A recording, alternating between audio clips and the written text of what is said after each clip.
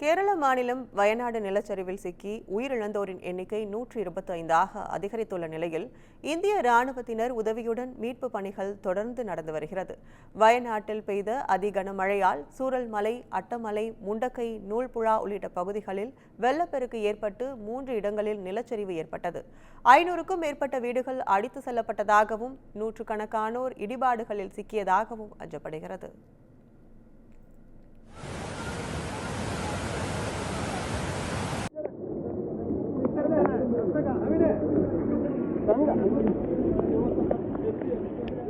ഇപ്പോൾ പൊട്ടിയിട്ടുള്ള അവസ്ഥ ഇതാണിതാ. അരിക്കാക്കന്റെ പെര ഇതൊക്കെ നിൽക്കുന്ന ഏരിയ ഇത് പച്ചക്കാട് പോയ മരുന്ന് ഏതാണോ കരയേതാണോ അറിയില്ല. ആ ലെവലിലാണ് ഇപ്പോൾ വെള്ളം ഒഴുകുന്നത്.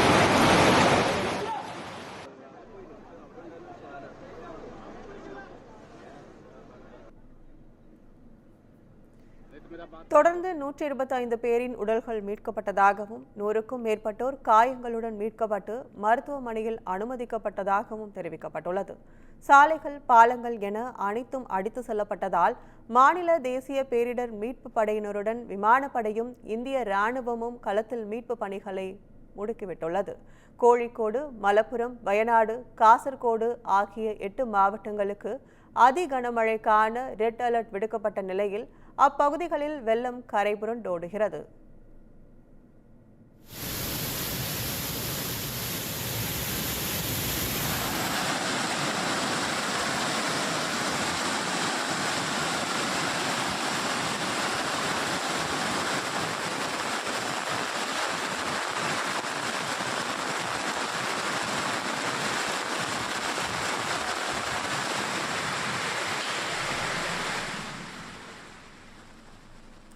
இந்நிலையில் சாலையாற்றில் சடலங்கள் மிதந்து வருவதாகவும் சூரல்மலா கிராமத்தில் 500 வீடுகள் மண்ணில் புதைந்துள்ளதாகவும் தகவல் வெளியாகியுள்ளது. சூரல்மல், முண்டக்கையை இணைக்கும் ஒரு பாலமும் வெள்ளத்தில் அடித்து செல்லப்பட்ட நிலையில் பாலங்கள் உடைந்த பகுதிகளில் ஆற்றின் குறுக்கே கயிறுகள் மூலமாக பாதிக்கப்பட்டோரை மீட்க இந்திய ராணுவம் முயற்சித்து வருகிறது.